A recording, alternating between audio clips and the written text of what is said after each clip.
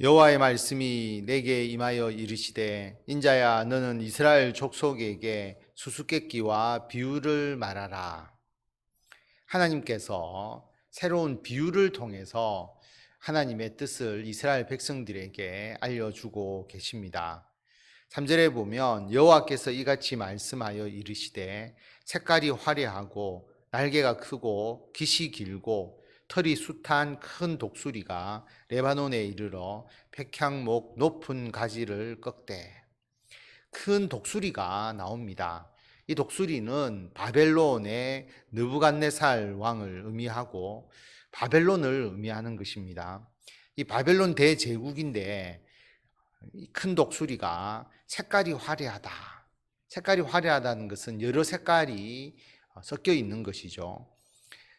언어나 관습이나 이 모든 것이 다른 여러 민족이 섞여 있는 복합 민족이다라는 것을 알 수가 있고요.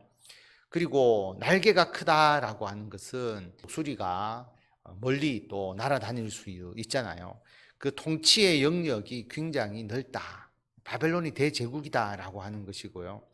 깃이 길고 털이 숱하다라고 하는 것은 깃이라는 것은 날개짓에 중요한 역할을 하지 않습니까? 바벨론의 군사력 그리고 바벨론의 백성들이 굉장히 많고 강하다라고 그렇게 볼 수가 있습니다. 그래서 이런 대제국 바벨론이 레바논에 이르러 백향목 높은 가지를 꺾었다. 레바논 지역을 의미하는 것이 아니고 레바논에 있는 백향목은 가장 좋은 나무이지 않습니까? 성전 건축의 재료로도 사용이 되었죠. 그 백향목 가지를 꺾었다는 것은 이 백향목은 유다, 이스라엘 백성들을 의미하는 것입니다. 남유다를 침략해서 바벨론이 그 유다를 멸망시킬 것이고 그리고 그 영향력 하에 둘 것임을 이제 말씀하고 있고 또 그렇게 된 사실도 이야기를 하고 있습니다. 바벨론이 예루살렘에 쳐들어와서 예루살렘의 번영과 아름다움을 빼앗았다라고 하는 것을 말씀하고 있는 것이죠. 4절에 보면 그 연한 가지 끝을 꺾어 가지고 장사하는 땅에 이르러 상인의 성읍에 두고. 백향목의 가지를 꺾어서 장사하는 땅은 바벨론을 의미하는 것이고요. 무역을 통해서 부강한 그 바벨론으로 포로로 끌고 가는 것을 의미합니다.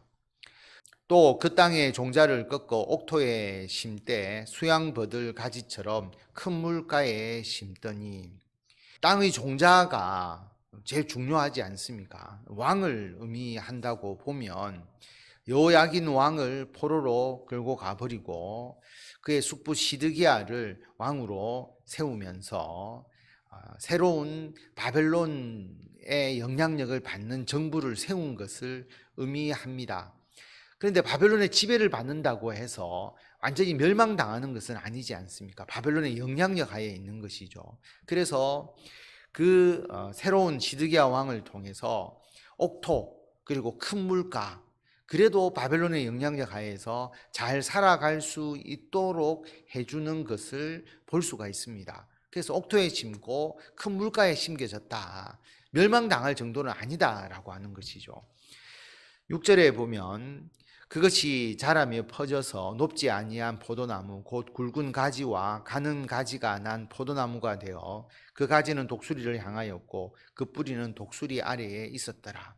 나무가 자라났는데 자라나지만 높지는 아니하다. 높을 수가 없죠. 바벨론의 지배하에 있으니까. 그래서 포도나무 굵은 가지와 가는 가지가 난 포도나무가 되었는데 가지가 독수리를 향하고 뿌리가 독수리 아래에 있었다. 바벨론의 영향력과 지배하에서 살아가는 유다의 모습을 말씀하고 있습니다. 자, 그런데 새로운 독수리 하나가 나타나게 되죠. 7절에 보면 또 날개가 크고 털이 많은 큰 독수리 하나가 있었는데 그 포도나무가 이 독수리에게 물을 받으려고 그 심어진 두둑에서 그를 향하여 뿌리가 뻗고 가지가 퍼졌도다. 날개가 크고 털이 많은 큰 독수리, 이것은 애굽을 의미합니다. 포도나무가 이 독수리에게 물을 받으려고 그쪽으로 뿌리가 퍼지고 가지가 퍼졌다라고 하는 것은 시드기야 왕이 바벨론을 배반하죠. 그리고 애굽을 의지하게 됩니다. 애굽의 도움으로 바벨론과 맞서려고 했던 그 정치적 상황을 말씀하고 있습니다. 그 포도나무를 큰 물가 옥토에 심은 것은 가지를 내고 열매를 맺어서 아름다운 포도나무를 이루게 하려 하였습니다. 이스라엘이 힘으로서 바벨론을 대항할 수가 없잖아요. 그래서 바벨론의 지배를 받고 영향력 하에 있지만 그래도 바벨론의 통치의 영향력 하에서 그들이 열매를 맺고 아름다운 포도나무를 이룰 수 있는 마치 옥토와 같은 그런 상황 가운데 두게 하셨는데 그 바벨론을 배반하고 애굽을 의지하게 되니까 실제로 더 큰 화를 입게 되는 것이죠. 9절에 보면 너는 이르기를 주 여호와의 말씀에 그 나무가 능히 번성하겠느냐 이 독수리가 어찌 그 뿌리를 빼고 열매를 따며 그 나무가 시들게 하지 아니하겠으며 그 연한 잎사귀가 마르게 하지 아니하겠느냐. 자기의 영향력 하에 있던 이 포도나무가 새로운 독수리 애굽을 향하여 모든 마음을 돌려버렸기 때문에 애굽을 의지해서 자기들과 대적하려고 하기 때문에 당연히 큰 독수리가 그 나무를 뿌리를 빼고 열매를 다 따버리지 않겠느냐라고 이야기를 합니다.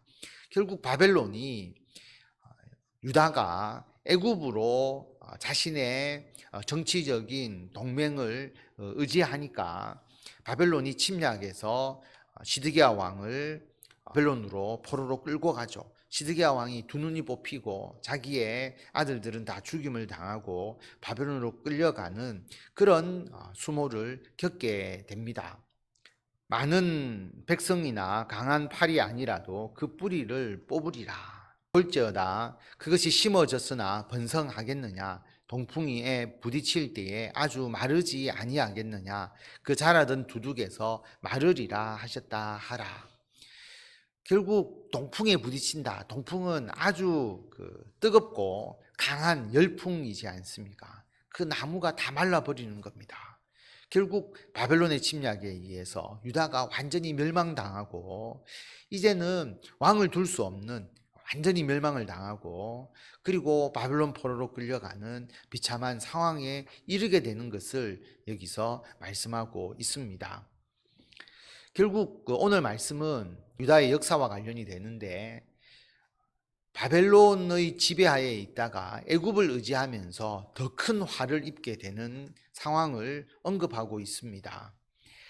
하나님께서 그들에게 바벨론을 통하여 심판을 하실 때 자신의 죄를 회개하고 하나님께로 돌아왔으면 되는데 그렇지도 않고 또 다른 강대국을 의지해서 자신의 문제를 해결하려고 했기 때문에 문제를 더 악화시켜 버린 것이죠.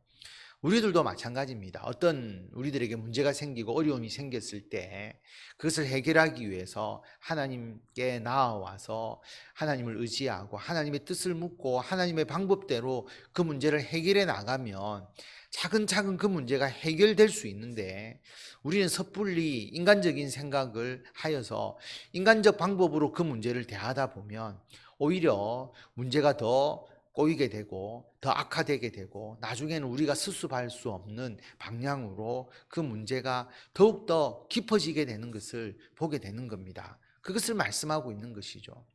바벨론과의 관계에서 하나님 앞에 엎드려서 문제를 해결했으면 해결될 수 있는 문제를 강대국인 애굽을 의지해서 바벨론을 치려고 하다가 결국 바벨론에 의해서 더 심한 멸망을 겪게 되는 유다와 같이 우리는 그렇게 되지 아니하고 하나님 안에서 하나님의 뜻에 순종하면서 우리들이 겪고 있는 여러 가지 문제들 또 해결해야 될 일들 또 우리가 추구하는 모든 일들이 하나님 안에서 형통하게 아름다운 모습으로 하나님의 영광이 되고 많은 사람에게 유익이 되는 방향으로 그 일들이 열매 맺을 수 있도록 기도하시고 그것을 성취해 가시는 성도 여러분들이 다 되시기를 바랍니다.